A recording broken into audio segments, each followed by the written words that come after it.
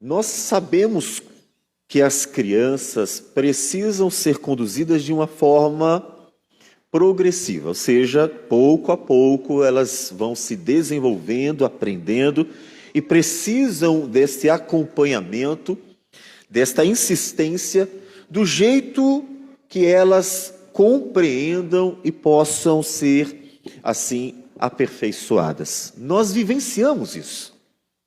Nós vivenciamos isso com os nossos filhos.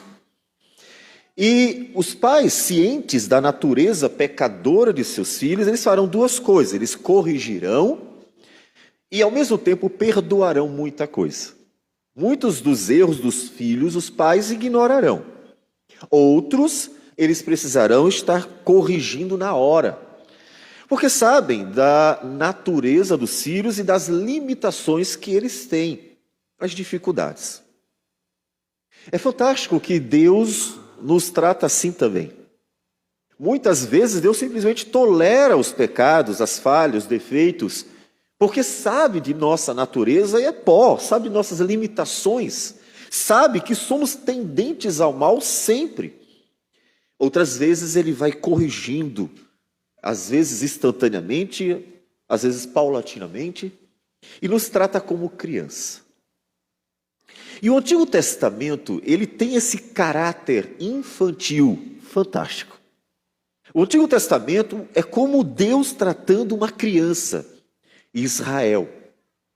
É Deus tratando uma criança que precisava ir aprendendo aos poucos. E Deus vai tolerando muitos pecados. Jesus disse, Moisés permitiu isso por causa da dureza de coração de vocês. Deus teve que tratar vocês como crianças. E tantas outras vezes precisou castigar duramente para corrigir o seu filho. Não é em vão que Oséias chama Israel exatamente de filho. E no Novo Testamento diz que aquela era uma profecia sobre Jesus. Porque Israel é como uma criança que vai crescer e dar à luz ao Messias, o Filho de Deus. Assim, nós vamos para Isaías capítulo 48, nesse propósito que nós temos de dar continuidade à exposição de Isaías, ao mesmo tempo que nós estamos lendo. E dessa forma, o nosso propósito com os profetas, que nós estamos lendo alternadamente, é que nós possamos estar compreendendo a leitura que nós estamos fazendo e vamos até Malaquias, vamos até o final, pouco a pouco, à medida que a nossa leitura for avançando. Vamos então fazer a leitura, acompanhe, de alguns trechos, porque nós já lemos Isaías 48.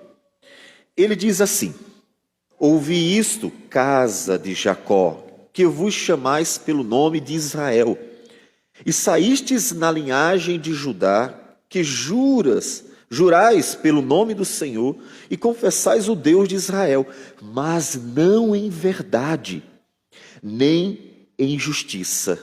Versículo 4. Porque eu sabia que eras obstinado, e a tua cerviz é um tendão de ferro, e tens a testa de bronze. Versículo 12. Dá-me ouvidos, ó Jacó, e tu, ó Israel, a quem chamei. Eu sou o mesmo, sou o primeiro e também o último. Também a minha mão fundou a terra, e a minha destra estendeu os céus. Quando eu os chamar, eles se apresentarão juntos. Juntai-vos todos vós e ouvi. Quem dentre eles tem anunciado estas coisas? O Senhor amou a Ciro e executará a sua vontade contra a Babilônia, e o seu braço será contra os caldeus. Versículo 17. Assim, diz o Senhor, o teu Redentor, o Santo de Israel: eu sou o Senhor, o teu Deus, que te ensina o que é útil e te guia pelo caminho em que deves andar. Ah, se tivesses dado ouvidos aos meus mandamentos, então seria a tua paz como um rio e a tua justiça como as ondas do mar. Versículo 21. Não padeceram sede quando ele os levava pelo deserto. Fez-lhe correr água da rocha, fendeu a pedra e as águas correram. Senhor Deus amado, bendito seja o teu nome. O Senhor nos trata como crianças e nós te louvamos, mas ao mesmo tempo o Senhor nos conduz à maturidade e por isso nós rogamos que o teu povo amadureça. Tua palavra diz que no decurso dos anos devemos nos tornar mestres no conhecimento da tua palavra e, portanto, na vivência dela também, para ser instrumentos para os demais que começarão a jornada cristã. Seja assim conosco, Senhor. Abençoe a tua igreja para que ela não só cresça em número, mas também na maturidade, sendo desenvolvida pela tua palavra e pelo teu espírito, crescendo na fé, no amor e na esperança. Que o Senhor receba a nossa oração e fale conosco graciosamente a cada coração que nos escuta neste e em outros momentos. Em nome de Jesus que nós oramos. Amém, Senhor. Amém.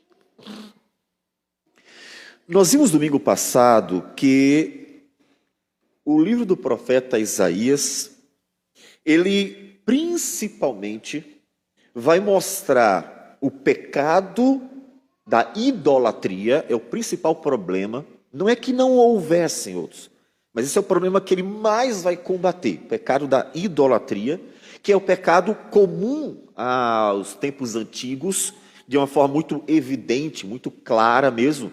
Os povos tinham seus deuses, oravam a seus deuses, algo que, por ironia, na era cristã voltou a acontecer, quando o próprio cristianismo começou a enveredar pela beatificação de pessoas, pela formação de imagens, que fizeram com que muitos ainda hoje se prostrem diante dela.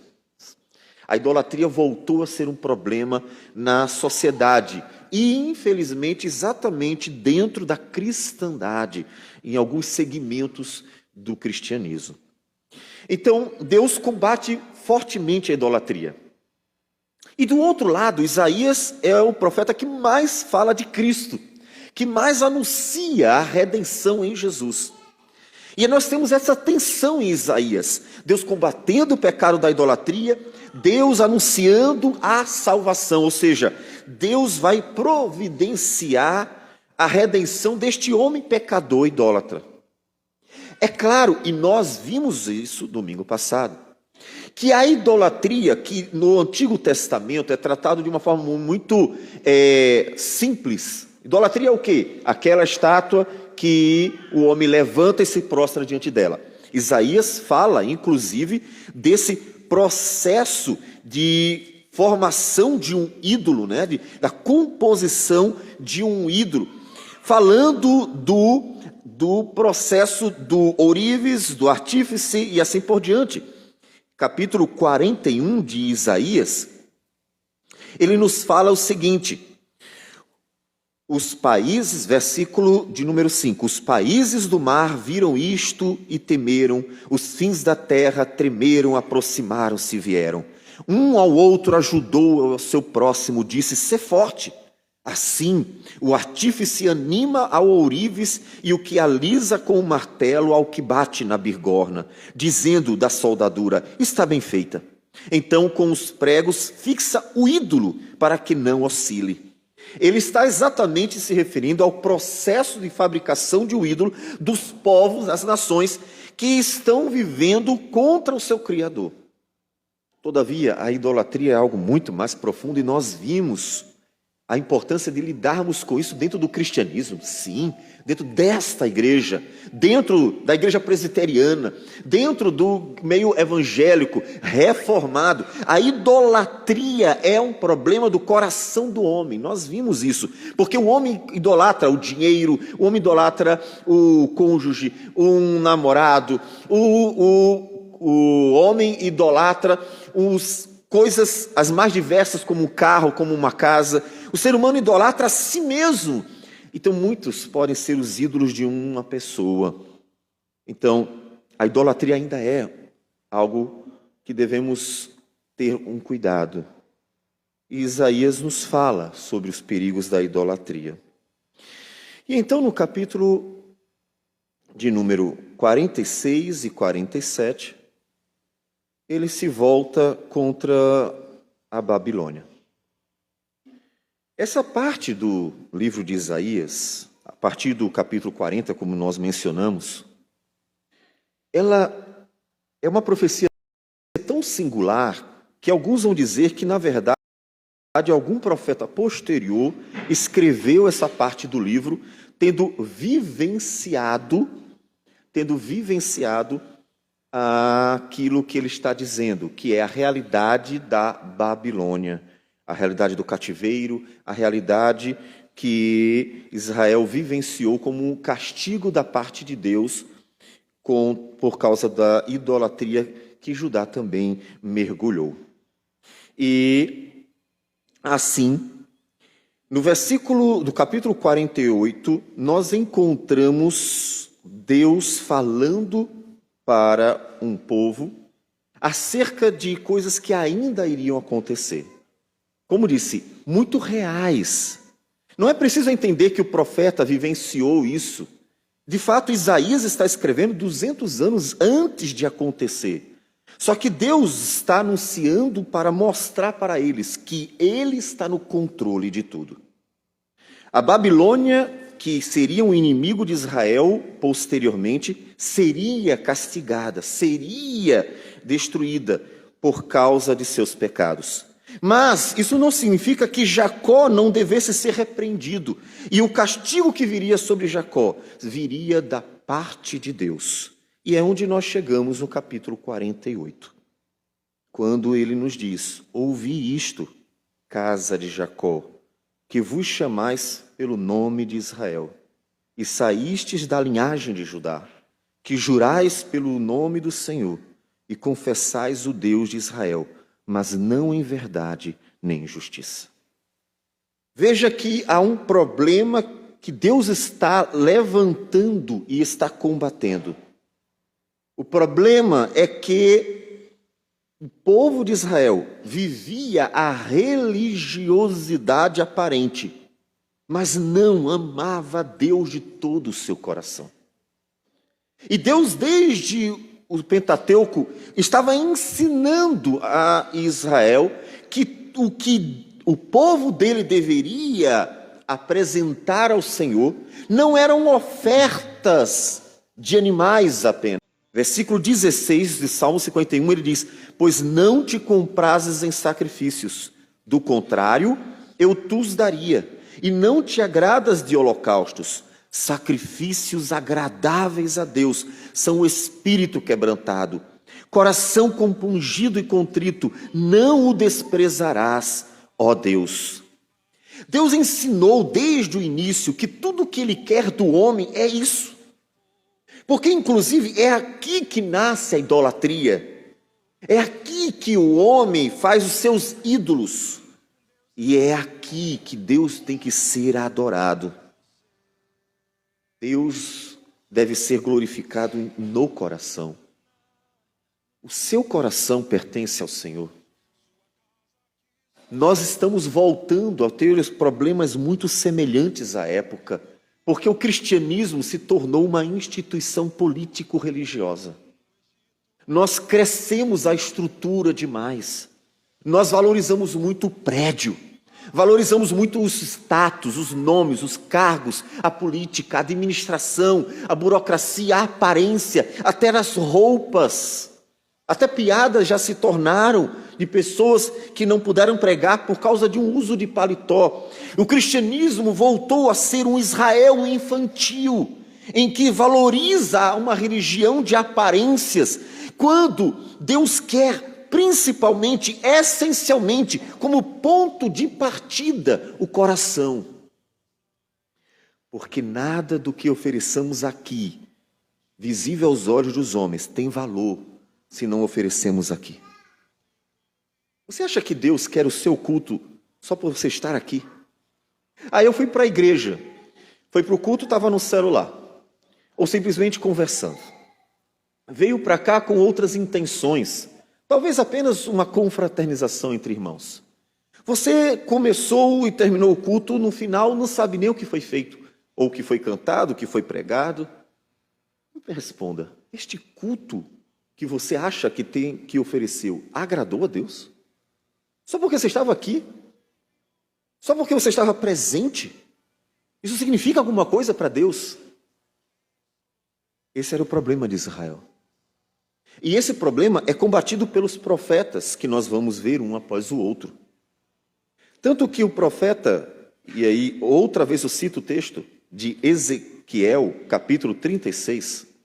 O profeta Ezequiel anuncia a esperança de uma mudança de coração de Israel para dias futuros, que seria o dia do Messias, o dia de Jesus, o dia em que Deus estaria tocando no coração do povo de tal forma que mudaria o coração, à semelhança do que aconteceu com Paulo. Paulo perseguiu a igreja de Cristo. Quando foi convertido pelo poder da palavra e do Espírito, Paulo se tornou um amante da igreja de Cristo. Ele amou tanto a igreja de Cristo que ele estava disposto a dar a vida por ela.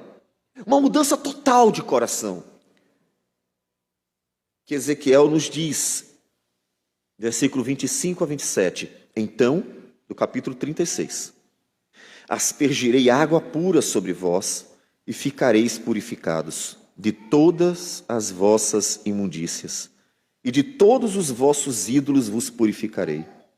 Dar-vos-ei coração novo, e porei dentro de vós espírito novo. Tirarei de vós o coração de pedra, e vos darei coração de carne.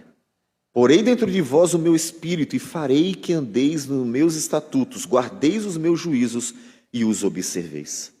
Ele não está falando para o pagão. Ele não estava falando para Moabe, ninivitas. Ele não estava falando para Edom. Ele não estava falando para caldeus, assírios, ou o povo da Síria. Ele estava falando para Israel. Ele estava dizendo, Israel, um dia eu não apenas mudarei a aparência de vocês, eu mudarei o coração de vocês. O problema de Israel sempre esteve aqui.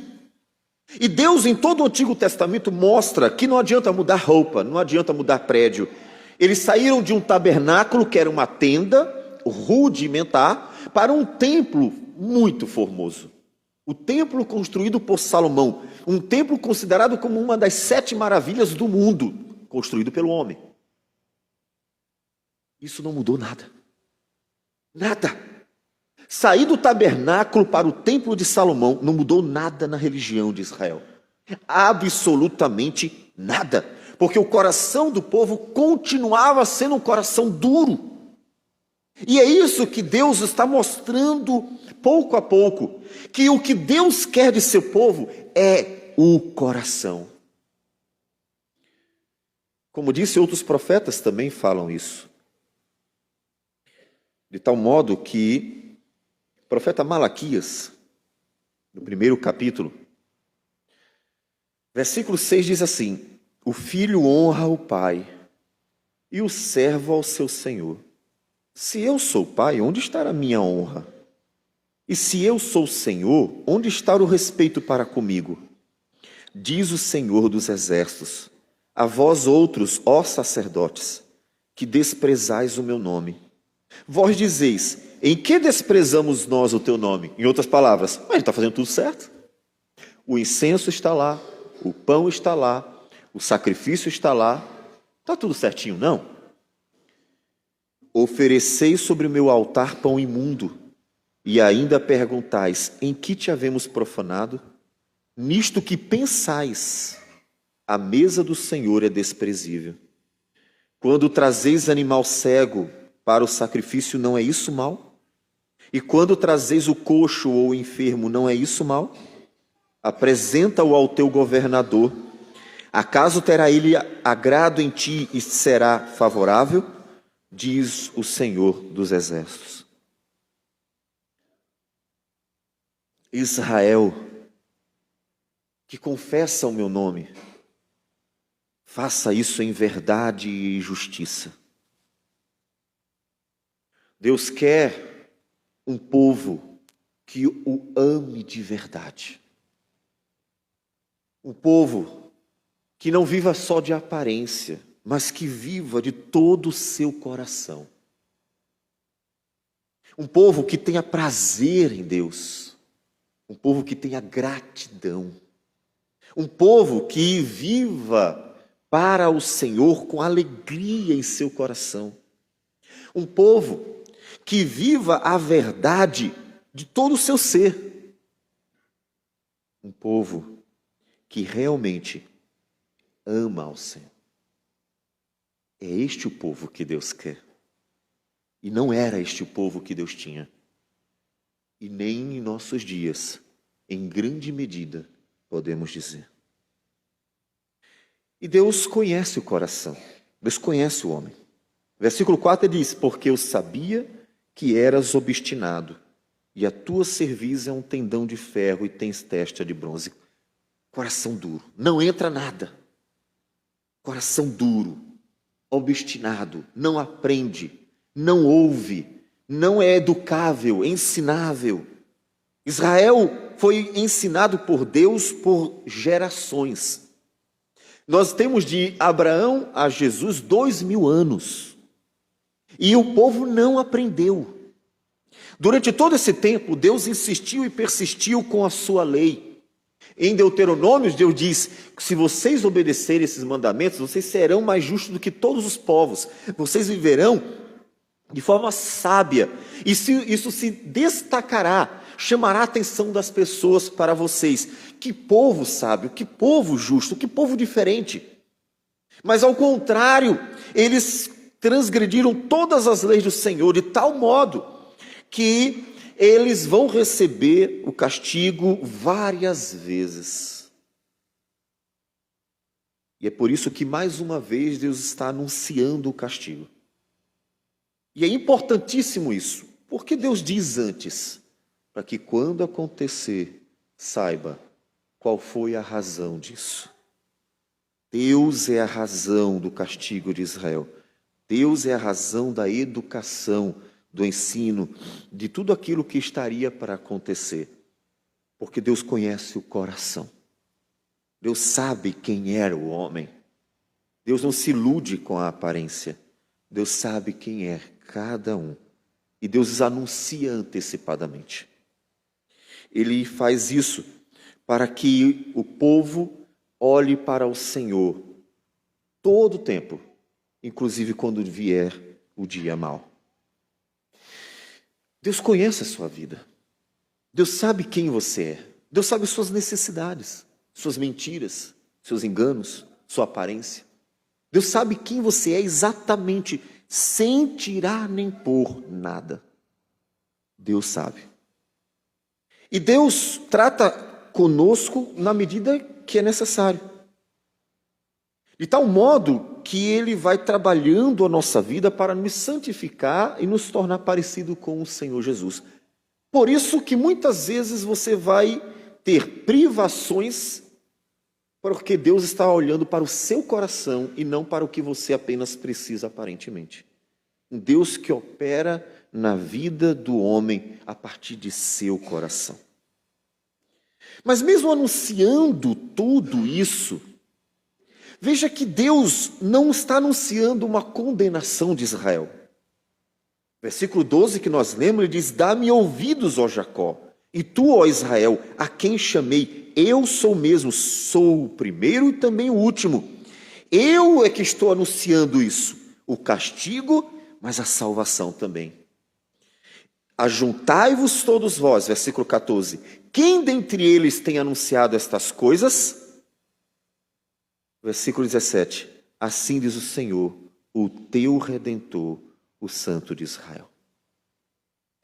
Ainda que Isaías anuncie o pecado do mundo e os pecados de Israel e, consequentemente, seu castigo, o foco de todos os profetas, Isaías a Malaquias, e a Escritura como um todo, é a redenção em Cristo Jesus.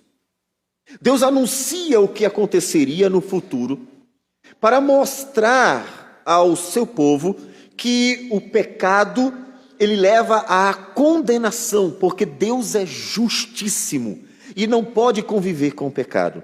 Deus é santíssimo e não pode conviver com o pecado. Então ele anuncia o castigo, o juízo sobre nações, o castigo sobre o seu povo. O povo de Deus precisa entender: o teu Deus, Israel, é um Deus santo. Porque todas as nações tinham deuses, e os deuses das nações eram deuses profanos. Eram deuses em que os ritos normalmente estavam relacionados a pecados. Mas o Deus de Israel é santo. E é tão santo que castiga até o seu próprio povo para purificar este povo. É o castigo da Babilônia. Mas o foco de Deus não é esse. De tal modo que, ainda que Deus manifeste sua justiça, sua santidade, é fantástico como Deus realça sempre, junto à sua justiça e santidade, sua graça, misericórdia, bondade, amor. E sempre o profeta anunciará, após o castigo, a salvação do Senhor. Mostrando que Deus é um Deus pronto para perdoar, para transformar, para salvar o pecador. Essa é a esperança que Deus anuncia para a sua igreja ainda hoje. Deus é um Deus justo. E quando você olha para a cruz do Calvário, você vê a justiça de Deus, que fez com que seu filho pagasse a dívida. Quando você olha para a cruz do Calvário, você vê a santidade de Deus. Um Deus que não pode ver o pecado, coabitar com o pecado. E por isso, ali, o filho dele sofreu para pôr fim ao pecado e a trazer a justiça divina sobre nós. Mas quando você olha para a cruz do Calvário, você também vê o amor de Deus. Um Deus que não abandonou o seu povo. Um Deus que não nos entregou ao juízo final, à ira divina. Um Deus que não simplesmente decidiu condenar o homem àquilo que ele merece, o fogo do inferno. Mas um Deus que graciosamente dispôs-se a salvar o pecador desde Adão e Eva, manifestando assim o tamanho de seu amor também. O tamanho de seu amor também. A cruz do Calvário manifesta a justiça, a santidade e o amor de Deus. E nós vemos isso na experiência de Israel. Um Deus que tratou o seu povo, castigando, corrigindo e salvando, para mostrar que o Deus de Israel é um Deus justo, santo e um Deus gracioso, um Deus de amor. Por isso Deus operou na vida de seu povo. Isso deve ser aplicado à sua vida hoje, de tal modo que você possa ver a seriedade da vida cristã, mas ao mesmo tempo ser confortado com o tamanho da graça, da bondade de Deus. De um lado, Deus nos chama a seriedade da vida cristã, que deve ser vivida para a glória dele. Sede santos como eu sou santo. Deus diz isso para você. Viva a sua vida para mim. Não apenas aqui dentro, quando você se veste de uma conduta diferente, porque está num ambiente diferente, destinado ao culto ao Senhor. Mas no dia a dia, quando você vai vivendo na presença do Criador, e Deus quer que você ame o tempo inteiro, trabalhe para a glória de Deus, amando a Deus, servindo a Deus, tendo prazer. Viva as suas relações para a glória de Deus. Pare de reclamar, de murmurar, de olhar para a vida como se a vida não fosse uma dádiva do Senhor. Viva por amor e agradecendo a Deus. Viva as suas relações em casa e fora de casa por amor e para o Senhor, de tal modo que você vai tentar ser um bom marido por amor a Deus, uma boa esposa por amor a Deus, um bom pai por amor a Deus, um bom filho por amor a Deus, de tal modo que você vai vivendo a sua vida segundo aquele velho mandamento: amarás o Senhor teu Deus de todo o teu coração, de toda a sua alma, de toda a sua força. Viva a sua vida no mais íntimo do seu coração, as manifestações mais externas do povo do Senhor, por amor a Deus. Isso mostra a justiça do Senhor, a santidade do Senhor. Um povo chamado por Ele para ser santo como Ele é santo. Um povo chamado para viver a verdade, para viver a santidade, para viver a glória de Deus no seu dia a dia. Mas você não só tem uma exortação. A exortação: viva para Deus. Se dedique a Deus, sirva a Deus no seu dia a dia. Você também tem um consolo. O consolo que Deus anuncia aqui, falando de Ciro, um rei que viria após o cativeiro da Babilônia, para ser instrumento para trazer de volta o povo de Israel para a sua terra, para Jerusalém. Ciro é chamado pelo nome, como aquele que seria um salvador momentâneo de Israel diante da situação local, o cativeiro da Babilônia. Deus faz isso de propósito para mostrar para Israel que a salvação vem de Deus. E vem de Deus como Deus quer que venha. É interessante que Ciro é um homem pagão e mesmo assim Deus escolhe para ser aquele que seria um instrumento de libertação de seu povo, mostrando que a salvação viria de lugar que o povo não esperava, que a salvação se manifestaria segundo a graça de Deus de uma forma que o povo não imaginava. Podemos dizer que Ciro, em certa medida, se torna ali uma figura, um tipo de Cristo, como aquele que traz o seu povo de volta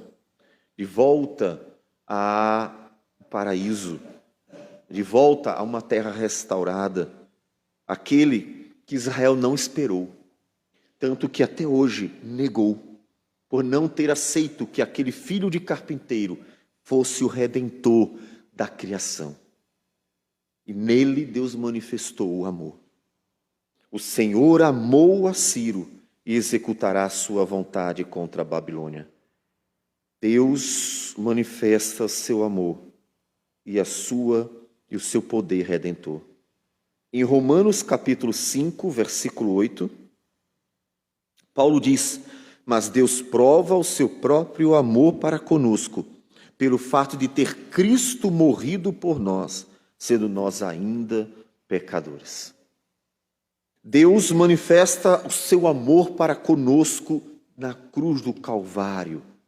Deus manifesta a sua bondade, e isso conforta e deve confortar o seu coração, que apesar de você ser um pecador e não merecer nada de bom, veja que Deus diz 2 vezes aqui em Isaías 48, por amor do meu nome eu vou fazer isso, por amor de mim que eu faço isso. Ou seja, aquilo que Deus estava para fazer, levar o povo para o castigo do cativeiro e depois trazer de volta, não era por amor ao povo, porque o povo não merecia, o povo estava vivendo uma vida tanto idólatra quanto indiferente a Deus, um povo que estava vivendo uma vida contrária ao Senhor, portanto não merecia nada da parte de Deus, e era por amor ao nome de Deus que eles estavam profanando, que Deus estava fazendo aquela obra. Eles não mereciam. Com você não é diferente. Não pense você que Deus abençoou porque você merece, que Deus abençoou porque você é bom, que Deus abençoou porque você fez alguma coisa especial. Eu fiz algo tão bom que Deus está me abençoando por isso. É por amor do nome dele que tudo acontece, mas Deus manifesta o amor dele para conosco nesta obra. E aí o consolo de saber que apesar de Deus ser um Deus justo e santo, também é um Deus bondoso e amoroso, que julga mas também salva.